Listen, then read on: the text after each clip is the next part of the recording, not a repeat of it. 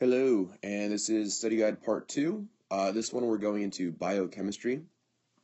And the first thing I want to go over is I want to review with you monomers and polymers, okay? And if you remember me talking a lot about this, monomers are a single building block, and a polymer is a large piece that's made of the smaller building blocks. Between monomers and polymers are monomers.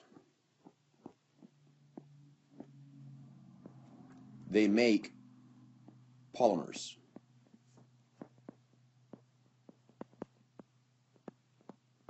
Okay? And the analogy that I like to use is I like to think of monomers as little tiny Lego blocks, okay? If I have one Lego block, I have one monomer. If I have a handful or a pile of Lego blocks, I have a handful or pile of monomers, okay? They're not anything. They're not connected together, so they're just still monomers. But as soon as I take those little building blocks, I can arrange those in infinite ways and make a variety of things. So once I connect them together, I can start making polymers. And for example, I can make a large wall, I can make a chair, or I can make a table, or I can make other things. And the thing to realize is all of these structures, they're made out of the same pieces, but they're all very, very different, and they all have different functions, okay? So with monomers, you can make a huge variety of different polymers.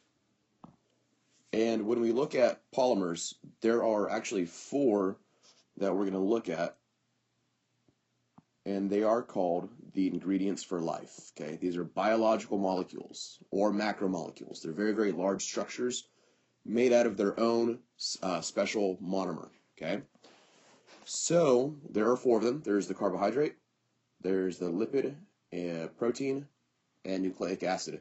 And the reason why I have these three clumped away from nucleic acid is because they're all related to biology. They're all living things need them or have them or make them, but these three right here are specially classified as our food because they're food. Nucleic acids, on the other hand, that is genetic information. It's still relevant to life, of course, obviously, but it's not our food. We don't get any calories from it, but it's genetic information. And the first macromolecule or biological molecule that we're going to talk about are carbohydrates. And the monomer of carbohydrates, or the building block of carbohydrates, are saccharides. Okay, and you'll hear these three different words used. You'll hear monosaccharide, and mono means one. You'll hear disaccharide, and disaccharide means two. And what had happened was, when scientists were naming these things, they saw the trend going, and as soon as they got to three, they said, should we call it trisaccharide? And they're like, no, we'll just call it polysaccharide and end it right there. So we only have three classifications: monosaccharide, a disaccharide, and then polysaccharide. And poly means, of course, many. Okay, so literally, a monosaccharide would be one sugar molecule, because saccharide means sugar. That would be mono. And then a disaccharide is actually table sugar.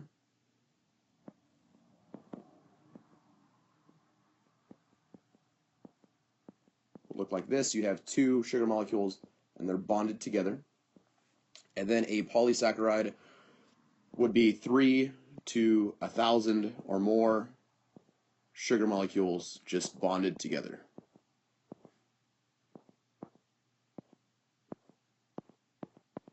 And that would just be hundreds or thousands of molecules just bonded together. And you commonly see this in cellulose. That's a big polysaccharide or large complex macromolecule that we looked at in plants. Was cellulose. That's the cell wall. Okay. And on a side note, cellulose is so complex. There's so many bonds in there that's why we can't digest it. Even though it's made out of the same thing, the same sugar that we always eat, glucose, we can't eat it because it's bonded so tightly together with so many other bonds. Okay. And when we look closer at carbohydrates,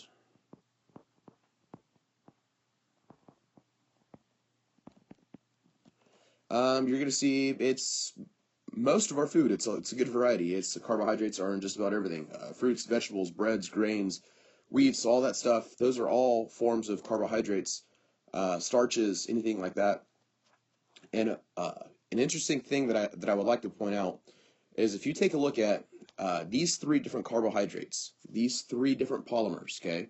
Starch, and I got this out of your textbook, by the way. Starch, glycogen, and cellulose. These are three very, very different carbohydrates. All three of them serve three different functions, three different purposes. And as you could tell, they're arranged in very different ways. So that's the starch structure, that's glycogen structure, and that's the cellulose. But if I were to zoom in on these, you would see that they're all made out of the same monomer. They're made out of the same Lego block. And we see starch, that's in the food that we eat. Glycogen, that's in our muscles. Our muscles store glycogen. And cellulose, that's plants. That's their cell wall. Okay? So again, with those little Lego blocks, with those little monomers, you can make different things with different purposes. Okay? And when we look at the carbohydrates that are in our food that we eat all the time, the whole purpose for carbohydrates is to provide our bodies with super fast energy.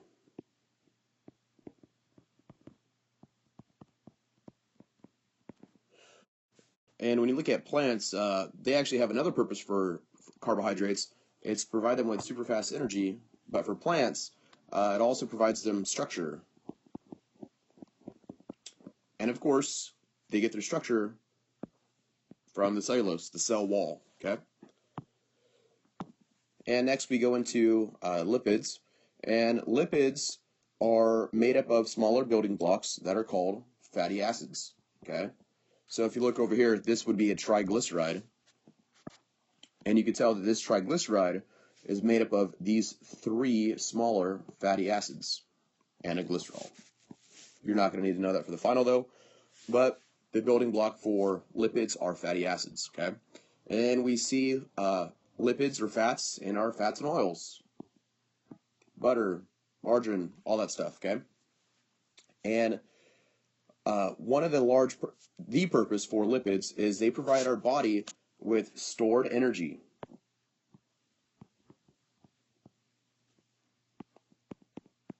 Carbohydrates are fast energy. And if we eat too many carbohydrates, if we eat too much fast energy, okay? If we eat too much of this fast energy, then our body says, hey, we have too much. We don't need to use it right now. So let's put it in our savings account. And your savings account would be your fat cells. It's going to store that energy and save it for another day because you don't need to use it right now. So if you eat too much carbohydrates, it's going to get stored as fat, okay? Fats could also be used for insulation. But the biggest purpose for fat is for the stored energy, okay?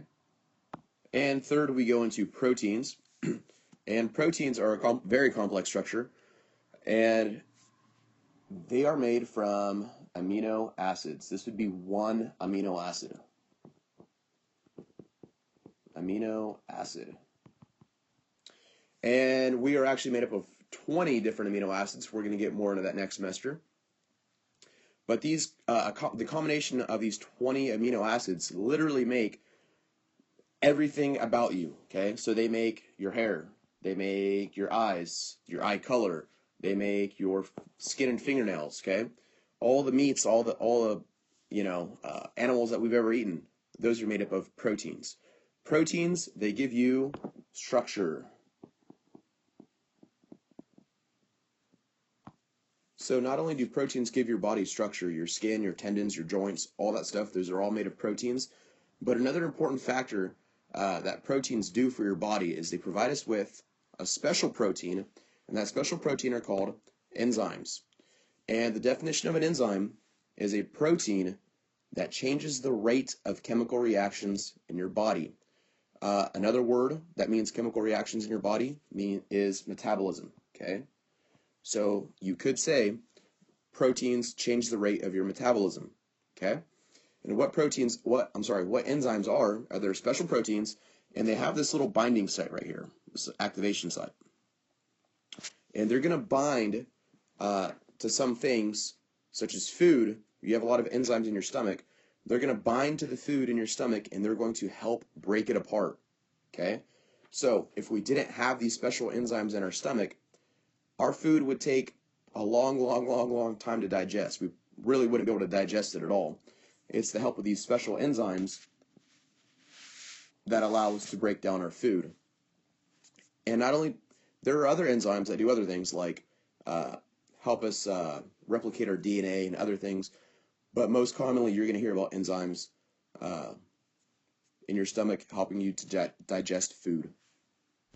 And the last and fourth biological molecule is nucleic acid.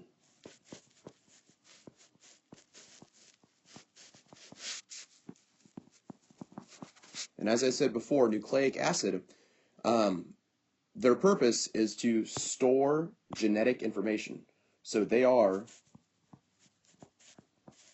genetic info. And we're going to spend the third quarter, when we come back from Chris's break, we're going to spend a lot of time talking about nucleic acid. And there are two major types. One is RNA, and the other is DNA. And they can both be identified just by looking at them, just by looking at their structure. The RNA molecule is a single strand, okay? It's only one strand. And when we look at DNA, DNA is the double strand. It looks like a twisted ladder or staircase. And if you're wondering what makes nucleic acid, because nucleic acids are the polymer, they are made up of nucleotides. And you don't need to know this for the final, because we're going to get into that next semester. And that is it for this lecture.